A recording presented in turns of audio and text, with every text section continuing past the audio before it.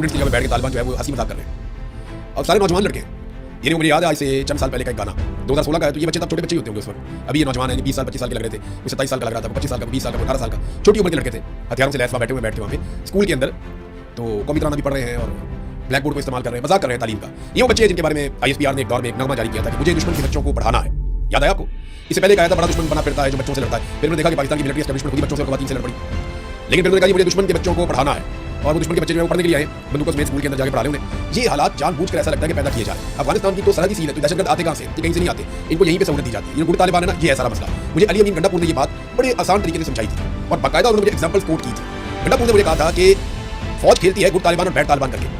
जो बैड तालिबान है उनको ये कहते हैं मारो, और उनको मार के ये दुनिया को बताते हैं कि जनाब देखिए हम कितने अच्छे लोग हैं। और इन्होंने अपने गुट तालिबान भी रखे हुए जिनके जरिए से निज़ाम को कंट्रोल करते हैं और जगहों पे कब्जा करते हैं और बड़े तरीके से वसाइल को कंट्रोल करते हैं। और जब लोग इनके रास्ते में रुकावट बनते हैं तो ये गुट तालिबान को उस इलाके के अंदर भेज देते हैं। ये बात मुझे अली अमीन गंडापुर ने उस वक्त बताई जब वो वज़ीर आला पंजाब थे।